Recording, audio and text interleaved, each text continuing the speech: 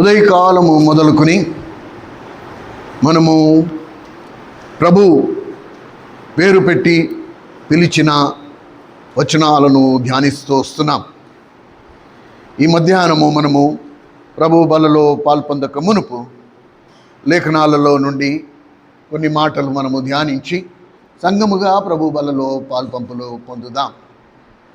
మొదటి కొరింథీయులకు రాసిన పత్రిక 11వ అధ్యాయం 28వ వచనం ప్రకారంగా ప్రతి మనుషుడు తన్ను తాను పరీక్షించుకొనవలెను, అలాగు చేసి ఆ రొట్టెలోనిది తిని ఆ పాత్రలోనిది త్రాగవలెను. తిరిగి మళ్ళా ఈ పిలుపు విషయంలో దేవుడు పేరు పెట్టి మనల్ని పిలిచాడు. అయితే పిలువబడిన వారి గూర్చి ఇంకొక మాట మనందరికీ చాలా పరిచయం. చాలా సంఘాలలో ఇది వాగ్దానం కింద కూడా తీసుకుంటూ ఉంటారు, కానీ గ్రహింపు లేకుండా తీసుకునే వాగ్దానం అది. దాని విషయంలో సంపూర్ణ గ్రహింపు ఉండాలి. ఫస్ట్ ఆ వచనం ఏది అంటే రోమీయులకు రాసిన పత్రిక 8వ అధ్యాయం 28వ వచనం. దేవుణ్ణి ప్రేమించిన వారికి, అనగా తన సంకల్పం చొప్పున పిలువబడిన వారికి మేలు కలుగుటకై సమస్తమును సమకూడి జరుగుచున్నవి. ప్రియమైన సహోదర సహోదరి, పేరు పెట్టి పిలిచాడు. పిలిచి దేవుడు పిలవడానికి కారణం ఏంటి అంటే ఆశీర్వాదానికి వారసులు అవడానికి పిలిచాడు, సహవాసమునకు పిలిచాడు, పరిశుద్ధపరచడానికి పిలిచాడు. మునుపు మనము చీకటి అయి ఉంటిమి, మనమే చీకటి. మనము చీకట్లో ఉండడం కాదు, మనమే చీకటి. మనం ఎక్కడికి వెళ్ళినా చీకటే. అలాంటి దౌర్భాగ్యమైన జీవితంలో నుండి తన ఆశ్చర్యకరమైన వెలుగులోకి తీసుకొచ్చాడు. ఆయన వెలుగులో నడిచిన ప్రకారము మనమును వెలుగులో నడిచిన ఎడల ఆయనతో అన్యోన్య సహవాసము గలవారమయ్యుందుము. ఇది లేఖనం చెప్తోంది. కనుక ప్రభువు మనల్ని పిలవడానికి కారణం ఏంటంటే ఆయనతో కలిసి వెలుగులో నడిపడానికి. ఒకప్పుడు చీకటి అయి ఉన్న మన జీవితాలు, మనమే చీకటి అయి ఉంటిమి. మన వలన కేవలం చీకటి తప్ప ఏమాత్రము వెలుగు ప్రకాశించని జీవితాలు మనవి. అలాంటిది మనల్ని వెలుగులోకి మార్చి ఈ లోకానికి మనలను వెలుగుగా చేసి ఆయనతో కలిసి వెలుగులో నడవమన్నాడు. కనుక ప్రభు దగ్గరకు వచ్చిన వారి జీవితము, వారు ప్రభుతో కలిసి వెలుగులో నడిస్తేనే ప్రభుతో అన్యోన్య సహవాసం. పిలుపైతే ఉంది, అందరూ ఆ సహవాసానికి రావడానికి ఇష్టపడరు. ఆహ్వానమైతే ఉంది, కానీ అందరూ ఆహ్వానాన్ని అంగీకరించి ఆ పిలుపుకు లోబడి ప్రభువుతో సహవాసానికి రావడానికి ఇష్టపడరు. తమ క్రియలు చెడ్డవై ఉన్నందున వారు వెలుగును ప్రేమింపక చీకటినే ప్రేమించిరి అని రాసింది. ఇవన్నీ ప్రభు చెప్పాడు, మనుషులు చెప్పే మాటలు కాదు, ఇవన్నీ బైబిల్లో ఉన్నాయి. తమ క్రియలు చెడ్డవైనందున వెలుగులోకి వచ్చే అవకాశం ఉన్నా కూడా వెలుగులోకి వస్తే 10 మందికి తెలుస్తుంది. కాబట్టి చీకట్లోనే మనకి మెరుగు. అర్థమైందా?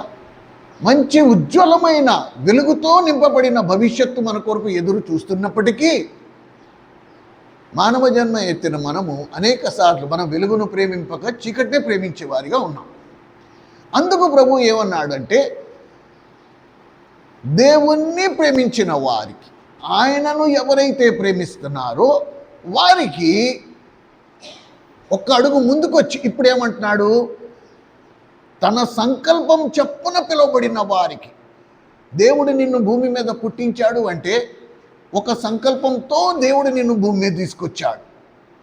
కనుక ఈ ఉదయకాలము మనం ప్రభు బలలో చేతులు వెయ్యక మునుపు ఎంతమందికి గ్రహింపు ఫస్ట్, ఓహో నేను తల్లి గర్భంలో పడ్డమే దేవుని సంకల్పము వలన తల్లి గర్భంలో పడ్డా. రేపటి దినము ఎప్పుడైతే మనము న్యాయపీఠం ఎదురుకుండా నిలబడతామో అక్కడ 2 గుంపులుగా విడతీయబడతాం. ఒక గుంపు దేవుని సంకల్పమును గ్రహించి ఆ సంకల్పం కొరకు జీవించిన గుంపు ఒకటి. రెండోది దేవుని సంకల్పం గ్రహించి కూడా దాని కొరకు జీవించని జీవితాలు.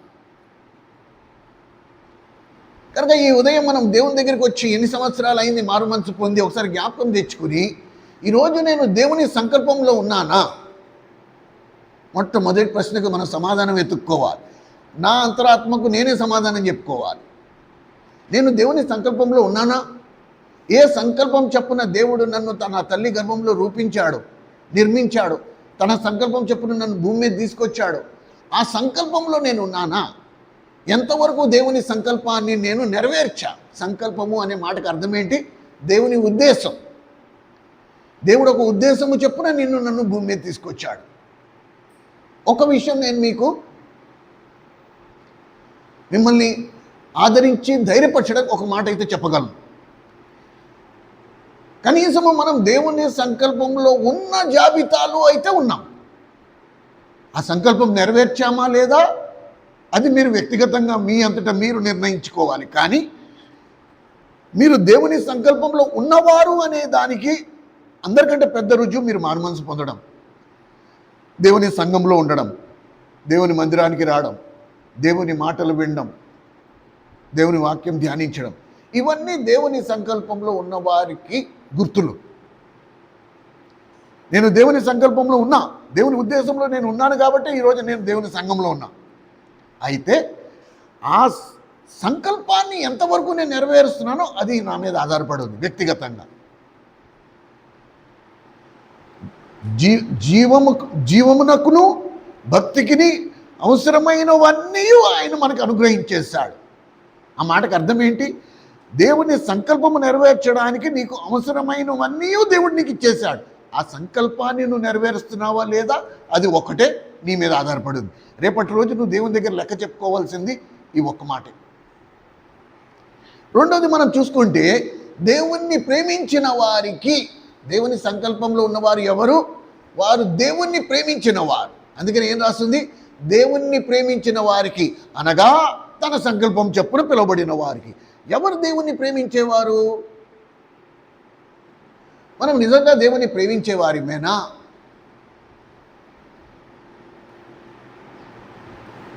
మనం దేవుణ్ణి ప్రేమించేవారమేనా?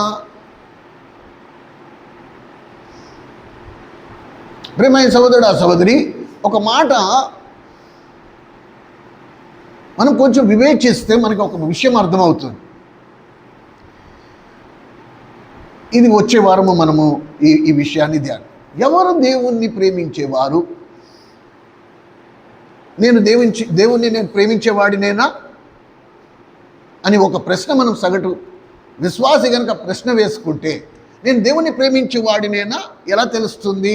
దీనికి 3 లక్షణాలు ఉన్నాయి. ఈ 3 ప్రశ్నలకు సమాధానం వచ్చే వారము మనము వీటిని ధ్యానిస్తాం. అయితే ఒకటి, దేవుణ్ణి ప్రేమించిన వారికి ఎప్పుడు అవకాశం దొరుకుతుందా నేను ప్రభు దగ్గరికి వెళ్ళిపోతా అనే వాంఛ, గుండెల్లో మండుతున్న మంట, ఎప్పుడు నాకు సమయం దొరుకుతుందా నేను దేవుని దగ్గరికి వెళ్తా. అర్థమవుతుందా? ఇది మొట్టమొదటి లక్షణం అన్నమాట. నువ్వు దేవుణ్ణి ప్రేమించేవాడివి, నిజంగా నువ్వు దేవుణ్ణి ప్రేమించిన వాడివి అయితే నీకు ఒక క్షణము సమయం దొరికిందంటే ఆ ఒక క్షణము నేను నా ప్రభుతో గడపాలి, నా ప్రభు దగ్గరికి వెళ్తా.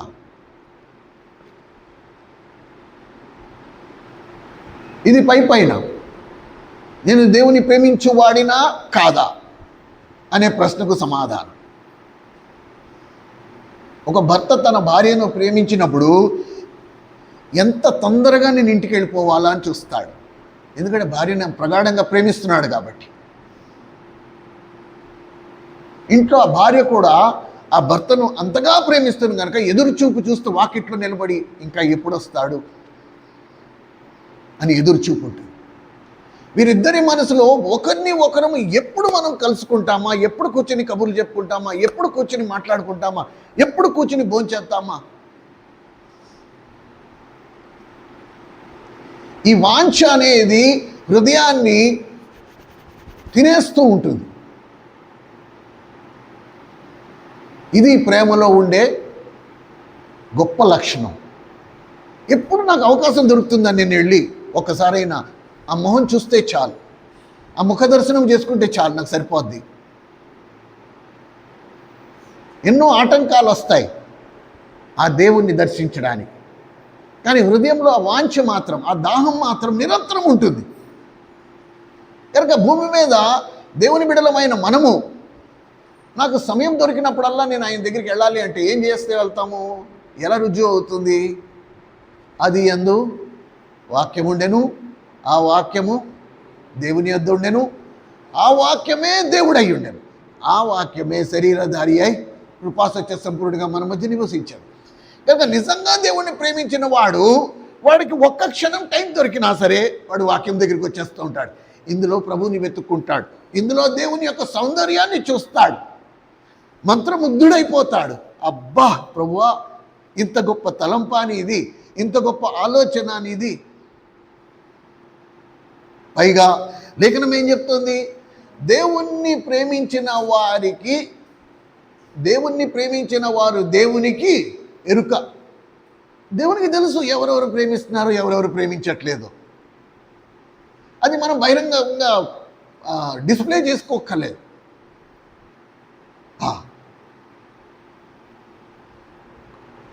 మొదటి కొరింథీ 8:3 ఎంత స్పష్టంగా రాశారు, దేవుణ్ణి ప్రేమించువారు దేవునికి ఎరుక. దేవునికి తెలుసు ఎవరెవరు ప్రేమిస్తున్నారో ఎవరెవరు ప్రేమించట్లేదో, ఎవరెవరు స్వార్థంగా దేవుని దగ్గరికి వస్తున్నారు. దేవుని దగ్గరికి వచ్చిన వాళ్ళందరూ దేవుని మీద ప్రేమను బట్టి రాలే. ఒరే, ఈయన్ని రాజుగా చేసేస్తే మనకి తిండికి లోటు ఉండదు. 5 రొట్టెలు 2 చేపలు 10,000 మందికి పంచిపెట్టాడు కాబట్టి ఏదో ఒక మంత్రం వేస్తాడు, ఏదో ఒకటి చేస్తాడు, మనకి తిండి మాత్రం లోటు ఉండదు. మనం పనికి వెళ్ళక్కర్లే, పాటికి వెళ్ళక్కర్లే. మనం ఏం చేయకపోయినా సరే మన తిండికి అయితే దోకాలేదు. అలా స్వార్థంతో ఆయన్ని దేవునిగా అంగీకరించే వారు ఉన్నారు.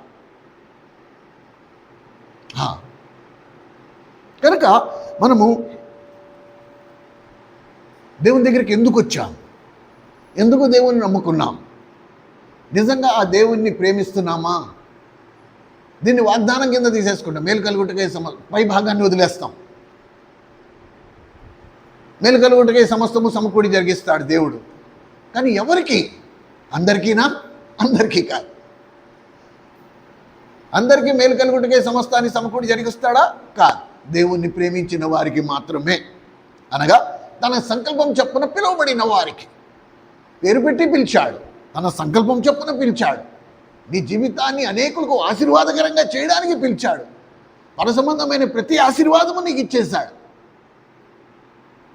ఇప్పుడు జనము నీలో ప్రభువుని చూసేటట్టు నీ జీవితాన్ని మహిమ నుండి అధిక మహిమలోకి తీసుకెళ్ళాడు అనుకున్నాడు. మహిమ నుండి అధిక మహిమ అనే మాటకు అర్థమేంటి? కాపర్లు బెత్లెహేములో ప్రభు పుట్టినప్పుడు ఆయనను దర్శించడానికి వచ్చారు. వచ్చిన తర్వాత బయటకు వచ్చి వాళ్ళు ఏమన్నారో తెలుసా?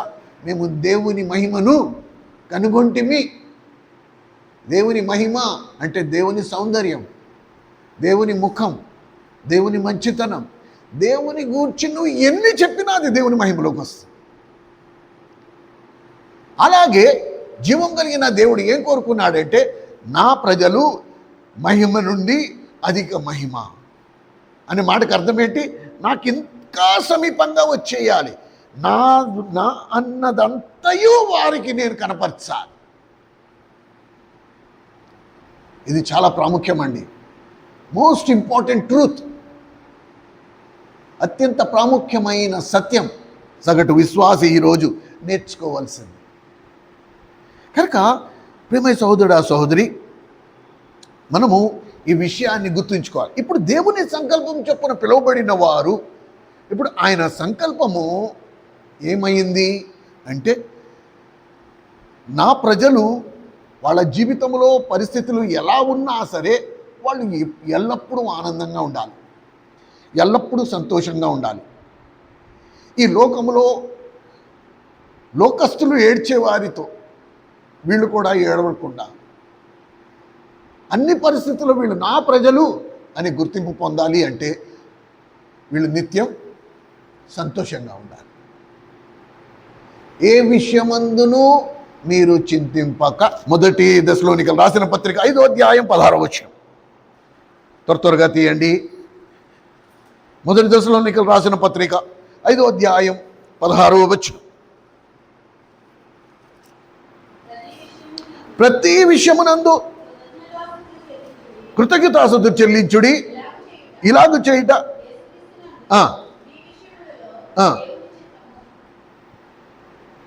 చూసా, ప్రతి విషయంలో కృతజ్ఞత. నాకు మేలు జరిగినా, నాకు కీడు సంభవించినా, నాకు వ్యాధి సంభవించినా, ఏది సంభవించినా నా జీవితంలో దేవుడు ఏం చేయమంటున్నాడు? నువ్వు థ్యాంక్స్ చెప్పాలా. ఎంత విచిత్రం చూడండి. మనకి మంచి జరిగితేనే మనం దేవునికి కృతజ్ఞత. ప్రభువా నీకు నిండా వందనాలు, నువ్వు నాకు మేలు చేశావు. అలాంటిది ఒకవేళ మన కీడు జరిగితే మనం దేవుణ్ణి ఎదురు ప్రశ్న వేసేవారిగా ఉన్నాం. అసలు దేవుడు ఉంటే నాకు ఇలా ఎందుకు జరుగుతుందని. దేవునికి అధికారం లేదా? నిన్ను నలగొట్టడానికి దేవునికి అధికారం లేదా? లేఖనం ఏం చెప్తుంది? కుమారుడిని నలగొట్టుట తండ్రికి ఇష్టమైంది. మీరు ఇందాక మనం చదివిన మాట, రోమీయులకు రాసిన పత్రిక 8వ అధ్యాయము 28వ వచనంలో ఫుట్ నోట్లో ఒక మాట రాస్తుంది. దయచేసి ఆ మాటను గమనించండి. రోమీయులకు రాసిన పత్రిక 8వ అధ్యాయము 28వ వచనములో మేలు కలుగుటకై సమస్తము సమకూడి జరుగుచున్నవని పైన ఒకటి కింద మూల భాషలో ఏం రాస్తుంది? మేలు కలుగుటకై దేవుడు సమస్తమును సమకూర్చి జరిగించుచున్నాడు అని ప్రకారం. కనుక ఈ విశ్వాసం నీకుందా?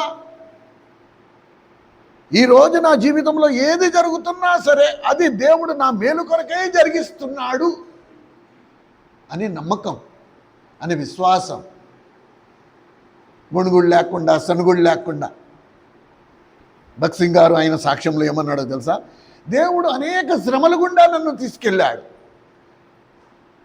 కొన్ని రోజులు నేను పస్తు ఉండాల్సిన పరిస్థితి వచ్చింది.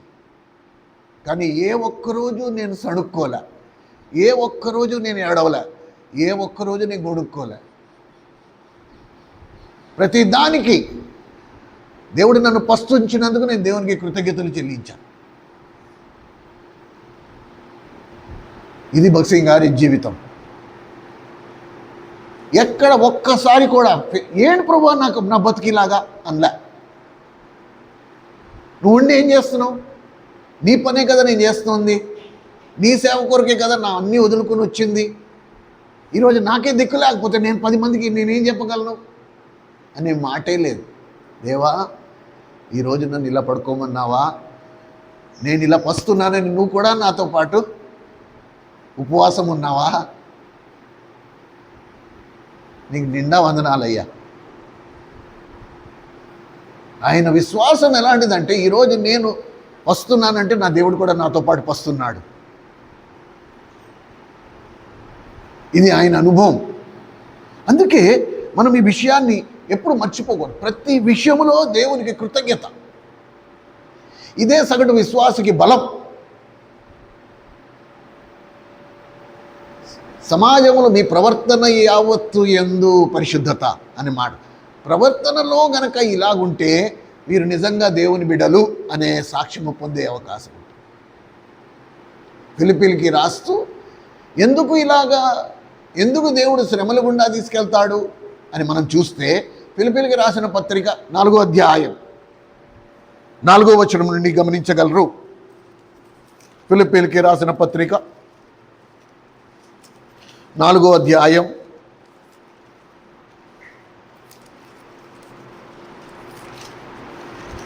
4 ఎల్లప్పుడూ ప్రభువునందు ఆనందించుడి, మళ్ళా చెప్పుదు ఆనందించుడి. ఈ సహనమును, అదిగో సహనం ఎందుకు వచ్చింది? ఆనందంలో. నీ జీవితంలో పరిస్థితులు ఎలా ఉన్నా సరే, నీకు వ్యాధులు ఉండొచ్చు, బాధలు ఉండొచ్చు, ఇబ్బందులు ఉండొచ్చు, దాడులు ఉండొచ్చు, నిందలు ఉండొచ్చు. ఎన్ని ఉన్నా కూడా మనం ఏం చేయాలంట? సహనము. నేను దాన్ని సహించాలి. ఎందుకంటే నా విశ్వాసం ఏం చెప్తోంది? నాకు మేలు కలగడానికే దేవుడు సమకూడి జరిగించుచున్నాడు. ప్రభు రాకడ పర్యంతము నా జీవితంలో ఏది జరిగినా నా ప్రభు నా మేలు కొరకై సమకూడి జరిగిస్తున్నాడు కనుక నేను దేవునికి కృతజ్ఞత చెల్లిస్తా. దేవా నీకు నిండా వందనాలు, నాకు ఈ వ్యాధి కలుగు చేస్తావు, నీకు నిండా వందనాలు. మీకు ఒక మాట చెప్పనా, మనము ప్రభు బల్ల తీసుకునేటప్పుడు కూడా ప్రత్యక్షతతో పాలు పంపులు పొందకపోతే అయోగ్యంగా, అంటే గ్రహింపు లేకుండా, ప్రత్యక్షత లేకుండా పాలు పంపులు పొందడం. చాలా జాగ్రత్తగా వినండి. ఎందుకు ఈ మాట చెప్తున్నాను? నువ్వు ఎప్పుడైతే రొట్టెని ఇలా చేత్తో పట్టుకుంటున్నావో, నువ్వు ఏం పట్టుకుంటున్నావో తెలుసా? రొట్టె ఎప్పుడైతే చేత్తో పట్టుకుంటున్నావో నువ్వు ఏం పట్టుకుంటున్నావో తెలుసా? ప్రభు సిలువయందు పూర్తి చేసిన ప్రతిఫలాన్ని చేత్తో పట్టుకుంటున్నాం. అనగా యెషయా గ్రంథములో ఆయన శరీరమందు పొందిన దెబ్బల వలన నాకు స్వస్థత కలుగుచున్నది. ఈ మాట పేతురు పత్రికలో కూడా ఉంది. మొదటి పేతురు రాసిన పత్రిక 2వ అధ్యాయంలో ఉంది. పేతురు అదే మాట కోట్ చేశాడు. ఎప్పుడైతే నేను ప్రభు బల్ల విరిచేటప్పుడు ఆ రొట్టెల చేత్తో పట్టుకున్నానో,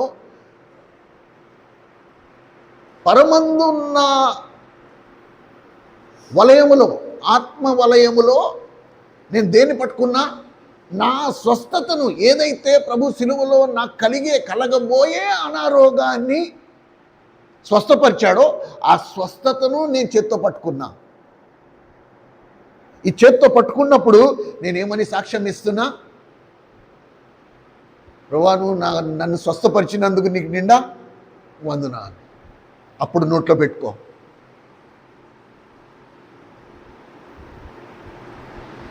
ప్రభు వలలో మనం పాలు పొందేటప్పుడు మనకు ఉండవలసిన ప్రత్యక్షత ఏంటంటే, ఇట్స్ ఎ కంప్లీటెడ్ వర్క్, పూర్తి చేయబడిన కార్యం.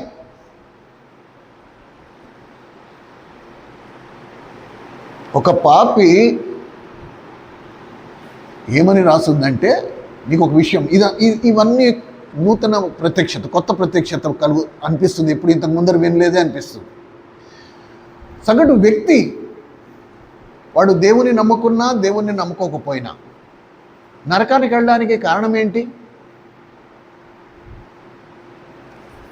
సగటు వ్యక్తి చనిపోయిన తర్వాత నరకానికి వెళ్ళడానికి కారణం ఏంటి అంటే, మనమేమనుకుంటాం, వాడి పాపము వలన వాడు నరకానికి వెళ్ళాడు, వాడు పాపములో చనిపోయాడు కాబట్టి నరకానికి వెళ్ళాడు. కానీ లేఖనం ఏం చెప్తుంది తెలుసా? మానవాళి పాపం అంతటికీ పరిహారము ఆల్రెడీ జరిగిపోయింది. కనుక ఒక వ్యక్తి నరకానికి వెళ్తున్నాడంటే వాడు పాపము చేసిన దాన్ని బట్టి నరకానికి వెళ్ళట్లే. నో, పాపానికి పరిహారం జరిగిపోయింది. కానీ పాపానికి పరిహారము జరిగించిన వాని యందు విశ్వాసం ఉంచకపోవటం వలన వాడు నరకానికి వెళ్తున్నాడు. అర్థమవుతుందా? నేను చెప్పిన మాట మీకు అర్థమవుతుందా? ప్రభు శిలువలో మరణించినప్పుడు మానవ జాతి పాపం అంతటినీ పరిహరింపజేశాడు, మనుషులందరినీ పాపము నుండి విమోచించేశాడు. అలాంటప్పుడు మరి మనిషి చనిపోయి నరకానికి ఎందుకు వెళ్తున్నాడు అంటే, విమోచించిన వాని యందు విశ్వాసము లేకపోవటం వలన, ఉంచకపోవటం వలన. భూమి మీద పాపానికి పరిహారం జరిగిపోయింది, క్లియర్. మాటి మాటికి సిలువ వేయబడాల్సిన అవసరం లేదు. ఏ పాపము లేని వాడు ఒక్కసారే పాపి అయిన మానవ జాతి అంతటి కొరకు సిలువలో మరణించి తన ఆఖరి రక్తబొట్టు వరకు చెల్లించేశాడు. ఇది ఎలా ఉంటుందంటే, నీ మీద నా మీద కోర్టులో కేసేశారు, ఇప్పుడు మనం కోర్టులో వెళ్ళి నుంచున్నాము, జడ్జి గారు ఏమంటున్నారు, నువ్వెందుకు వచ్చావు? అలా కాదండి, నాకు వచ్చాయి సమన్స్ వచ్చాయి, ఇంటికి పోస్ట్ మ్యాన్ ఇచ్చి కాగితం ముక్క ఇచ్చాడంటే, అరే బాబు నీ కేసు ఎప్పుడో అయిపోయింది రా, దానికి తీర్పు కూడా అయిపోయింది. ఎప్పుడు అయిపోయిందండి అంటే 2000 సంవత్సరాల క్రితమే. తీర్పు కూడా ఆ రోజే అయిపోయింది. నీ మీద ఏ నేరము లేదు. ఇది పరిపూర్ణం, కంప్లీటెడ్. అలా కాదు, ఇంకో చిన్న కేసు ఏదో ఉంది, అది ఇంకా విచారణకి రాలేదు, అలా ఏమీ లేదు. నో. కనుక దేవునితో పాటు దేవుని రాజ్యంలో సదాకాలం ఉండడానికి ఏ ఆటంకము లేదు, కేవలం ఒకటే, నీ అవిశ్వాసం. నా ప్రభువు నా పాప విషయంలో సంపూర్ణ కార్యము పూర్తిగా చేసేసాడు కాబట్టి ఇది నా దృఢ నిశ్చయత. 106 600 నేను ఆయనతో పాటు ఉంటా. నేను ఆయన యందు విశ్వాసం ఉంచుతా. ఇప్పుడు ఆయన సంకల్పం చొప్పున పిలువబడిన నేను ఎలా జీవిస్తున్నానో ఇది కొంచెం నేను జాగ్రత్తగా ఆలోచన చేసుకో. ప్రభువు అయితే నన్ను ప్రేమించే విషయంలో తన ప్రేమను రుజువుపరిచేశాడు. నేను నిన్ను ప్రేమిస్తున్నాను అనడానికి రుజువు ఏంటి? నా ప్రాణమే నీకు ఇచ్చేసా, నా ఆఖరి రక్త బొట్టు వరకే నీ కొరకు నీకు కార్చేసా. సో నా ప్రేమ నేను ప్రూవ్ చేసేసా, రుజువుపరిచేసా. ఇప్పుడు నీది తర్వై, నువ్వు నా కొరకు ఏం చేసావా అని. నువ్వు నా కొరకు ఏం చేసావు? మరి నువ్వు నన్ను ప్రేమిస్తున్నావు అని ఎలా రుజువు అవుతుంది? ఇది మన జీవితం. మన జీవితం ద్వారా ఇవి మనం రుజువుపరచవలసిన అవసరం ఉంది. అందుకనే పౌలు ఏమన్నాడు? నా మిగిలిన జీవితం నేను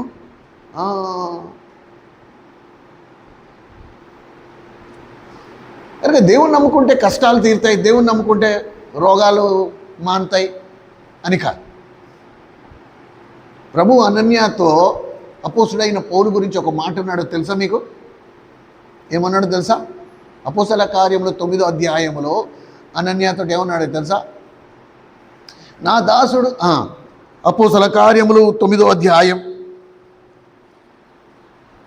దయచేసి తీసి చూడు. అపోస్తల కార్యములు 9వ అధ్యాయం 15-16 వచనాలు.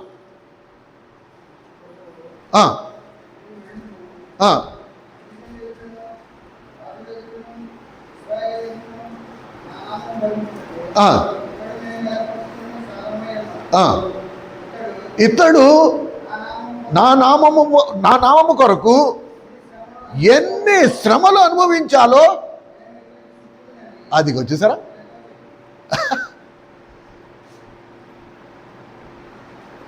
కనుక దేవుని సంకల్పం ఏంటి? నీకు నాకు మనకి మంచి జీవితం ఇవ్వడానికి కాదు. ఇతడు నా నామము కొరకు ఎన్ని శ్రమలు అనుభవించాలో నేను ఇతనికి చూపిస్తా. కనుక నువ్వు నేను భూమి మీద ప్రభు కొరకు ఎన్ని శ్రమలు అనుభవించాలో ప్రభు అది నీకు నాకు చూపించినై ఉన్నాడు. కనుక ఇట్స్ నాట్ ఈజీ. ఇదేదో సులభకరమైనది, లైఫ్ అంతా హ్యాపీగా ఉంటుంది, మనం దేవుని నమ్ముకున్నాం కాబట్టి మన కష్టాలన్నీ తీరుతాయి అనుకోవడం అది క్రైస్తవ జీవితమే కాదు. నువ్వు నేను ఒకవేళ క్రీస్తు అడుగుజాడల్లో నడుస్తున్నాము అంటే ప్రభువు పొందిన అనుభవాలు నీకు నాకు సర్వసాధారణం, అంతే కదా. ప్రభువు వెళ్ళిన బాటలో ఎక్కడెక్కడ గొప్పులు ఉన్నాయి, ఎక్కడెక్కడ గోతులు ఉన్నాయి. నువ్వు నేను ఆ బాటలో వెళ్తే మనం కూడా అదే గొప్పులు అదే గోతులు ఎదుర్కోవాల్సిందే. మనం వెళ్ళినప్పుడు ఏది రాకూడదు, ప్రభు వెళ్ళినప్పుడు ఉన్నాయి కాబట్టి నాకు రాకూడదు అంటే కాదు. అందుకే విలాప వాక్యాల్లో లెమెంటేషన్స్ చూద్దాం. విలాప వాక్యాలు 3వ అధ్యాయం, ఇర్మియా తర్వాత వస్తుంది. ఇర్మియా గ్రంథం తర్వాత చిన్న పుస్తకం. విలాప వాక్యములు 3వ అధ్యాయం 683, 3వ అధ్యాయం 31, 32, 33 వచనాలు.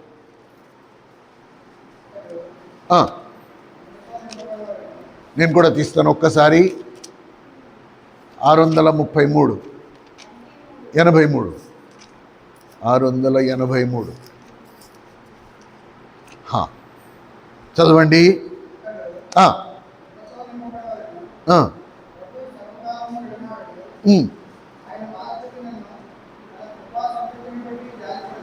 ఆయన బాధ పెట్టినను తన కృపా సమృద్ధిని బట్టి జాలిపడును, హృదయపూర్వకంగా ఆయన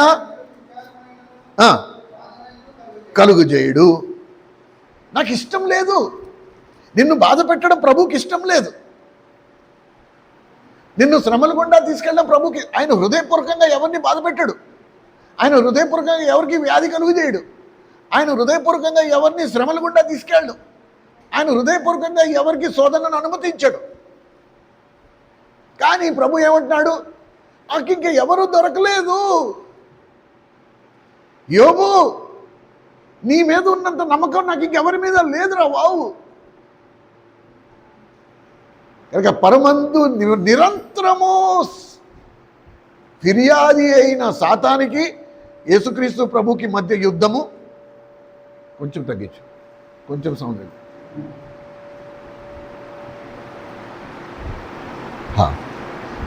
పరలోకమందు ఎల్లప్పుడూ వీళ్ళిద్దరి మధ్యలో, దేవునికిని సాతానికి మధ్యలో యుద్ధం జరుగుతూ ఉంటుంది.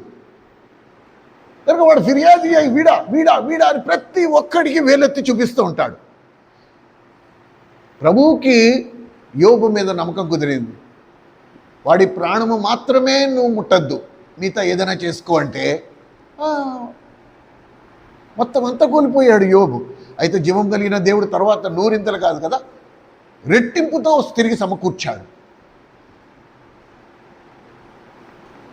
కనుక నువ్వు నిజంగా దేవుణ్ణి ప్రేమించేవాడు అయితే ఇప్పుడు ఏమనాలి, ప్రభువా నీ సంకల్పంలో నేను ఉంటా, నువ్వు ఏది నా జీవితంలో అనుమతించినా నేను సంతోషంగా అంగీకరిస్తా.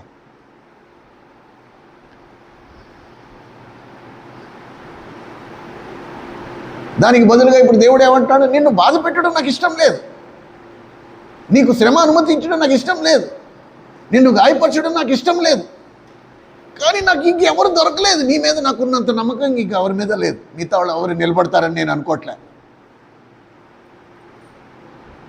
కనుక దేవుడు ఎవరినైతే ప్రగాఢంగా ప్రేమిస్తాడో, దేవుడికి ఎవరి మీద అయితే ఎక్కువగా నమ్మకం ఉంటుందో వారిని దేవుడు సిలువ మార్గం గుండా తీసుకెళ్తాడు.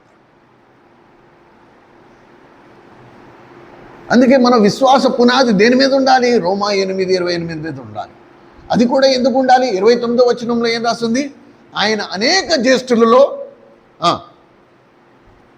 అనేకులలో జ్యేష్ఠుడగునట్లు ప్రభు ఎవరిని ముందు నెరిగెనో వారందరూ ఆయన కుమారుని స్వారూప్యములోనికి రావడానికి, నిన్ను నన్ను ప్రభు స్వారూప్యంలోకి తీసుకురావడానికి దేవుడు సమస్తాన్ని మేలు కలుగుటకై సమకూడి జరిగిస్తాడు. ప్రభు స్వారూప్యంలోకి నేను ఎప్పుడు వస్తా? ప్రభు వెళ్ళిన అడుగు జాడల్లో నేను నడిచినప్పుడు. ప్రభు స్వారూప్యంలోకి నేను ఎప్పుడు వస్తా? ప్రభు పొందిన శ్రమల్లో నేను కూడా పాలివాడినైనప్పుడు. అందుకనే పౌలు అన్నాడు, నీవు శరీరమందు పొందిన శ్రమలలో కొదువై ఉన్న వాటిని నేను నా శరీరమందు అనుభవించును. కనుక ఈరోజు మనం ప్రభు దగ్గరికి వచ్చినప్పుడు ఎలాంటి గడిచిన దినాలలో మనం ధ్యానిస్తూ వచ్చాము ఈ వాక్యం.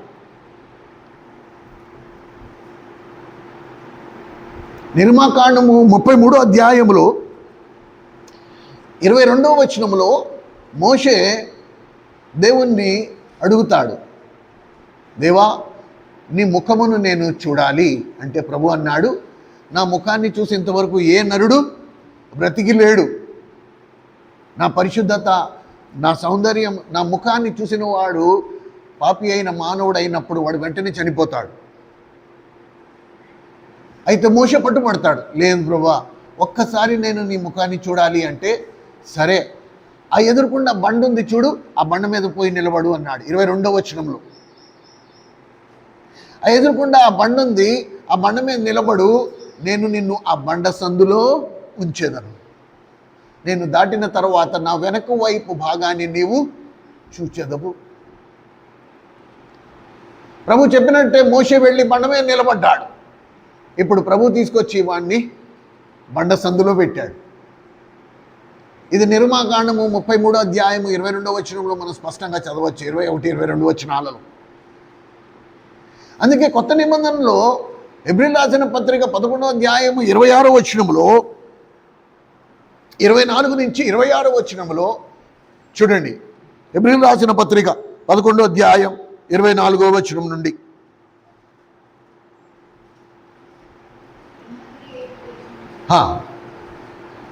తీసిన వారు బిగ్గరగా స్పష్టంగా చదవండి. మోషే పెద్దవాడైనప్పుడు విశ్వాసమును బట్టి ఐగుప్తు ధనము కంటే క్రీస్తు విషయమైన నింద గొప్ప భాగ్యం. క్రీస్తు విషయమైన నింద గొప్ప భాగ్యం. అని ఎంచుకుని అనుభవించడం కంటే చూసారా, మోషే కాలంలో ప్రభు ఎక్కడి నుంచి వచ్చాడు? మోషే కాలంలో ప్రభు ఎక్కడొచ్చాడు? దీని తాళం ఎక్కడుంది? ద్వితోపదేశకాండం 18:18లో ఆ రోజుల్లోనే పరిశుద్ధాత్మ దేవుడు రాయించి పెట్టాడు, నా వంటి ప్రవక్త ఒకడు వస్తాడు, ఆయనే యేసుక్రీస్తు ప్రభు. కనుక మోషే అల్పకాల సుఖభోగము కంటే ఇశ్రాయేలు ప్రజలతో శ్రమ అనుభవించుట గొప్పగా ఎంచుకున్నాడు. కనుక ప్రభువా, నేను దీనికి రెడీ. ఈరోజు నువ్వు సిద్ధంగా లేవు, ఈరోజు నీకు సిద్ధపాటు లేదు కాబట్టి దేవుడు ఇంకా మొదలు పెట్టలే. మనం అందరం సుఖంగా ఉన్నాం, సంతోషంగా ఉన్నాం, హ్యాపీగా ఉన్నాం. కానీ ఎప్పుడైతే నీ అంతటా నీవు స్వతహాగా ప్రభువా నేను సిద్ధం, దేనికి సిద్ధము?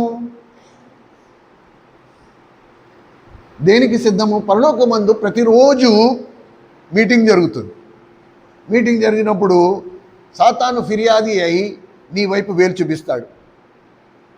ఇగో ఈమె, ఇగో ఈ అన్న, ఈ తమ్ముడా అని వేలు చూపిస్తూ ఉంటే ప్రభు ఏమన్నాడు? వాళ్ళ పిల్లలు వదిలే, వీళ్ళ పిల్లలు వదిలే, వాళ్ళు బిగ్గు బలహీనలు వదిలే, వాళ్ళు కాదులే, వీళ్ళు కాదులే, వదిలే వదిలే. కానీ ఎవడైతే నడుము బిగించుకున్నాడో వాళ్ళ విషయంలో ప్రభు ఏమంటాడు? వాడి ప్రాణం మాత్రం తాకద్దు, పో నీ ఇష్టం, నువ్వు ఎలాగైనా పరీక్షించు. అప్పుడు వాడి జీవితంలో ఏమవుతుంది? అసలైన ట్రైనింగ్ మొదలవుతుంది. శ్రమలు అప్పటి నుంచి మొదలవుతాయి. నీకు అర్థం కాకుండానే ఏ కారణం లేకుండా కష్టాలు వచ్చేస్తాయి, ఏ కారణం లేకుండా వ్యాధులు వచ్చేస్తాయి, ఏ కారణం లేకుండా జనం మీద రాళ్ళు వేసేస్తారు, ఏ కారణం లేకుండా. నీ దారి నువ్వు నిమ్మలంగానే ఉన్నావు, నీలో ఏ దోషం లేదు. దారిపోయే దాని ఎవడో ఒకడు వస్తాడు, మీద పడిపోతాడు, ఎవడో ఒకడు తప్పుడు నేరం మోపేస్తాడు, ఎవరో ఒకళ్ళు ప్రచారం చేస్తారు. వీటన్నిట్లో ప్రభు ఏం కోరుకుంటున్నాడు? నువ్వు తల వంచి దేవా నీకు నిండా వందనాలు.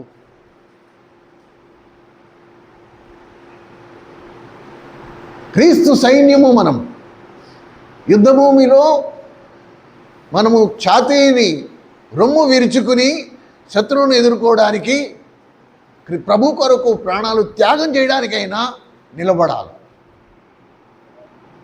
యోబులో దేవుడు అది చూశాడు. యోబు, నువ్వు తప్ప నాకు ఇంకెవరు లేరు ఇప్పుడు. కనుక మన ఆశ ఏమై ఉండాలి? దేవుడు నా గురించి కూడా మాట చెప్పాలి. జాషువా, నువ్వు తప్ప నాకు ఇంకెవరు లేరు ఈ సమయంలో. ప్రభువా, నీ చిత్తం నెరవేర్చుకో, నేను సిద్ధం, నేను రెడీ. నీకు ఎప్పుడు కావాలన్నా సరే నన్ను పరీక్షించచ్చు నువ్వు. ఈ అనుభవంలో మనం ఉన్నామా?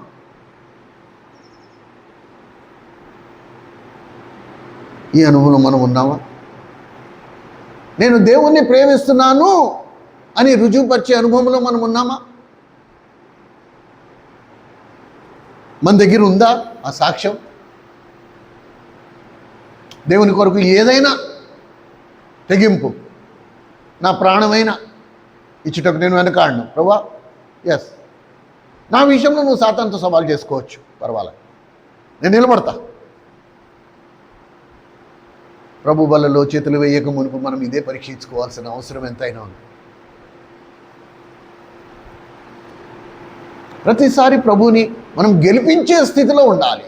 దేవుని సంఘము శిరస్సు అయిన యేసుక్రీస్తు ప్రభుని గెలిపించే స్థితిలో ఉండాలి, సాకులు చెప్పే స్థితిలో కాదు. మళ్ళీ పట్టు మేము పూర్తిగా రెడీగా ఉంటాం. వచ్చేసారి ప్రభువా నేను కంప్లీట్, నేను నీ కొరకే. ఈసారి ఏదో కొంచెం చిన్న బలహీనత వలన నేను తప్పిపోయాను, కానీ ఈసారి నెక్స్ట్ టైం నువ్వు నన్ను మళ్ళీ వస్తావు కదా పరీక్షించడానికి, అప్పటికి నేను రెడీ అవుతా. ఆ రోజు రాదు, ఆ రోజు రాదు. ఏ రోజు నువ్వు రక్షింపబడ్డావో, ఏ రోజు బాప్తిసంలో సాక్ష్యం ఇచ్చావో, ఆ రోజే నీ జీవితాన్ని నువ్వు ప్రభుకి రాసిచ్చేసావు.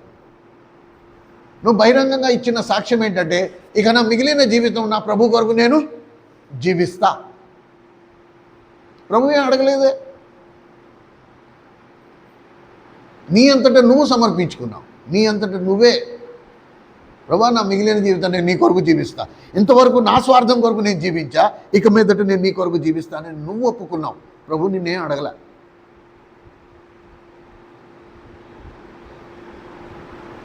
మరి ఎలాంటి విశ్వాసంతో ప్రభు బలలో చేతులేస్తున్నాం మనము? ఇది మనం కొంచెం ఆలోచన చేసుకోవాలి.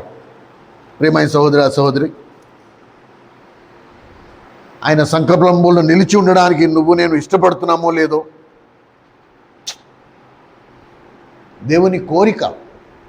యోహాను సువార్త 17వ అధ్యాయం, యోహాను సువార్త 17వ అధ్యాయం 24వ వచనం, 98వ పేజీ.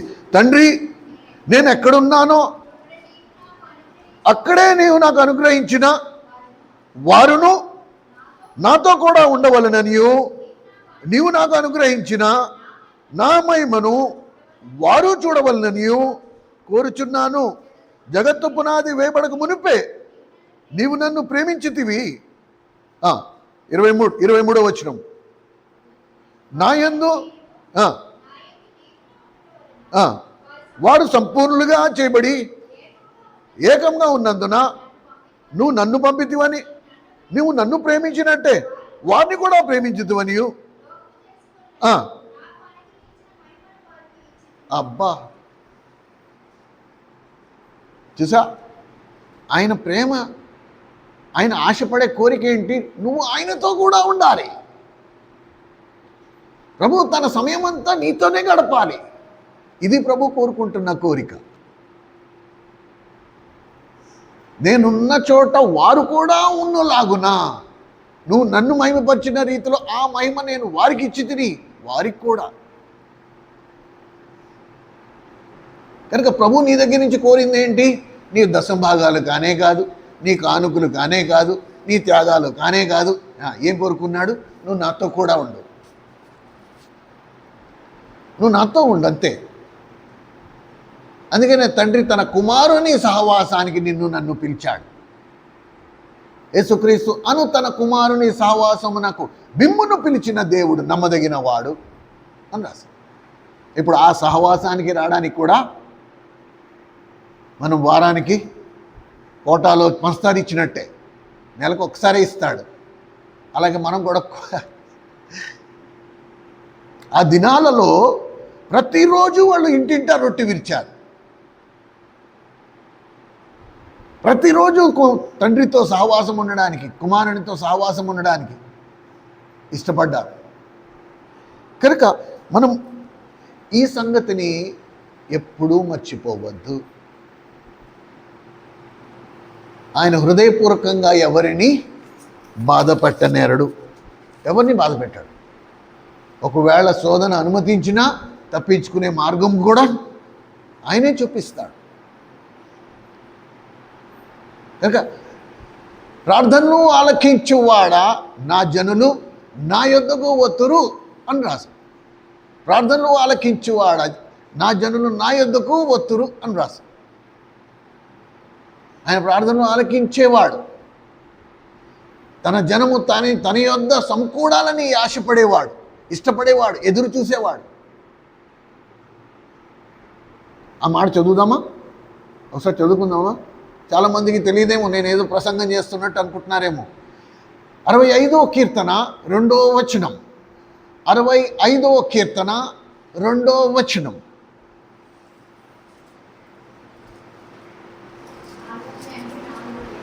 చదువమ్మా.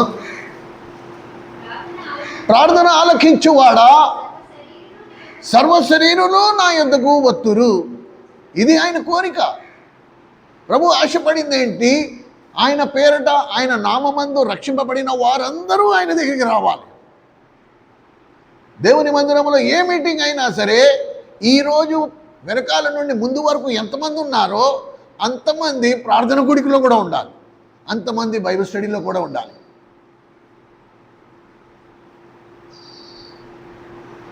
కానీ మనం ఎలా వస్తాము?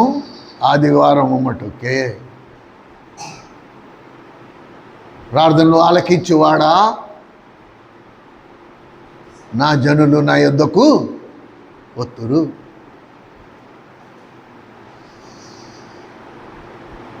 కనుక దేవుని మందిరానికి మనం ఏ రీతిగా వస్తున్నామో అది మనము దేవుణ్ణి ప్రేమిస్తున్నామో లేదో బయలుపరుస్తూ ఉంటుంది. మనుషులకి ఎవరికి నువ్వు నేను రుజువుపరచక్కల్లా, అవసరం లేదు. కానీ దేవునికైతే నువ్వు సమాధానం చెప్పుకోవాలి కదా, దేవునికైతే రుజువుపరచుకోవాలి కదా.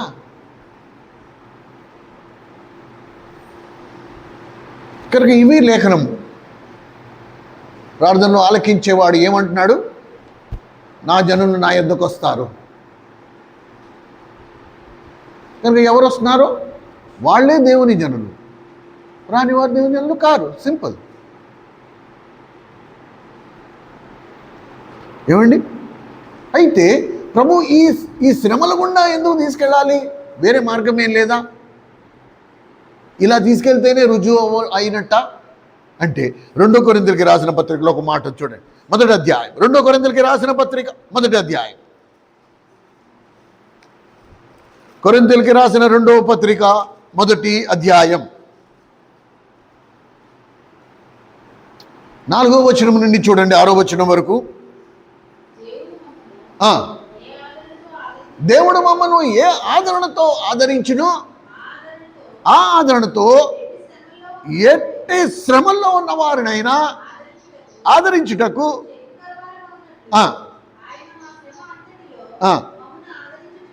చాలు. చూసారా ఎందుకు మన జీవితాలలో ఇలాంటి పరిస్థితులు వస్తాయి అంట? దేవుడు అట్టి శ్రమల గుండా వెళ్ళే వారిని బలపరచడానికి నిన్ను నన్ను శ్రమల గుండా తీసుకెళ్తారు. కనుక అలాంటి పరిస్థితులు అన్నా నాకున్న బాధలు పగోడు కూడా రాకూడదన్నా అంటే, ఏంటి నీ బాధలు అంటే, ఇలా ఇలా ఇలా ఇలా అన్నా అంటే, నువ్వేం కంగారు పడకు, నేను అవన్నీ అనుభవించా. కానీ మన దేవుడు నమ్మదగిన వాడు, వాటన్నిటి నుండి మనల్ని కాపాడాడు. నన్ను కాపాడాడు, నిన్ను కూడా కాపాడుతాడు. నువ్వు అనుభవించావు కాబట్టి ఇప్పుడు అధికారంగా నువ్వు అనుభవించావు కాబట్టి అనుభవపూర్వకంగా ఇప్పుడు చెప్పగలవు. ఈ మాత్రం నేను వేసుకున్నా, నాకు తలనొప్పి తగ్గింది, ఇదిగో నువ్వు కూడా వేసుకో, నీకు కూడా తగ్గుద్ది.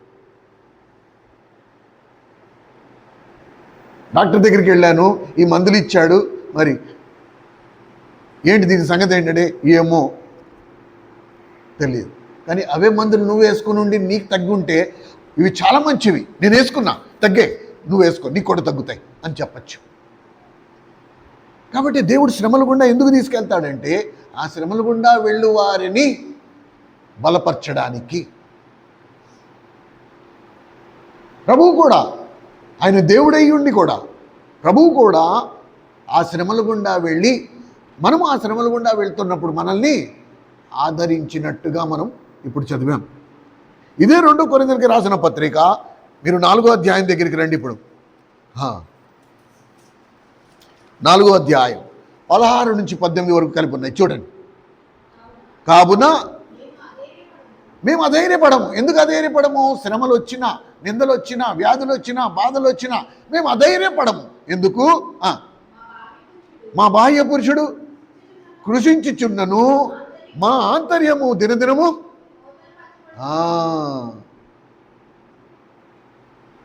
మా ఆంతర్యం దినదినము నూతనపరచబడుతుంది. అబ్బా, దృశ్యమైన వాటిని అంటే కంటికి కనిపించే శత్రువుల్ని మేము చూడట్లా, మా మీద దాడి చేసే వారి మీద మా చూపు లేదు. అదృశ్యం, కంటికి కనిపించని వాటిని మేము నిదానించి చూస్తున్నాం. ఎక్కడి నుండి మా ప్రభువు మా సహాయం పంపిస్తాడు? ఇది మా విశ్వాసం, గ్యారంటీ. మేము అదృశ్యమైన వాటిని నిదానించి చూచుచున్నాం. అనేక పర్యాయములు మన జీవితంలో విశ్వాసం సన్నగిల్లిపోవడానికి కారణం ఏంటంటే మన చూపంతా మన పరిస్థితి వైపే ఉంటుంది, మన చూపంతా మన ఎదుర్కొన్నా ఉన్న శరీరాల మీదే ఉంటుంది. అదృశ్యమైన వాటిని నిదానించి చూచింది ఎక్కడా? అందుకని వాళ్ళు ఏమంటున్నాడు? మా బాహ్యమైన పురుషుడు కృషించినను అంతరంగ పురుషుడు అంతకంతకు నూతనపరచబడుతుంది. ప్రతి శ్రమలో నేను ఇంకొంచెం దేవునిలో బలపడిపోతూ ఉంటా. నా బాహ్యమైన పురుషుడు కృషిస్తున్నా సరే అంతరంగ పురుషుడు బలపరచబడతాడు. ప్రియమైన సహోదరుడు, ఆ సహోదరి, ఆ బండ సందుల్లో నిలబడడానికి ఇష్టపడుతున్నావా? బండ సందు అనే అనుభవం ఎలాంటిది? యేసుక్రీస్తు ప్రభు శిలువలో అనుభవించిన పరిస్థితి, శ్రమ, కష్టం. బండ సందు ఇరుగ్గా ఉంటుంది, కానీ దేవుడు తన మహిమ ఆ బండ సందుల్లోనే నాకు కనపరచాలని ఇష్టపడ్డాడు. యెహెజ్కేలు గ్రంథంలోనూ ఇర్మియా గ్రంథంలోనూ ఆ మాట మీరు చదివితే, దేవుడు గోడ బీటుల్లో నిలబడ్డానికి ఒక్కడైనా దొరుకుతాడేమో అని చూస్తే ఒక్కడు కూడా దొరకలేదు అని రాసింది. ఏ ఏ ఏ గ్రంథమమ్మా అది? 22వ అధ్యాయం, యెహెజ్కేలు గ్రంథము 22. యెహెజ్కేలు గ్రంథము 22వ అధ్యాయం. దయచేసి గమనించండి. 705 పేజీ. నేను కూడా తీస్తా. మీ పక్కనున్న వారికి కొద్దిగా సహాయపడండి. 705 పేజీ, 22వ అధ్యాయం 30వ వచనం.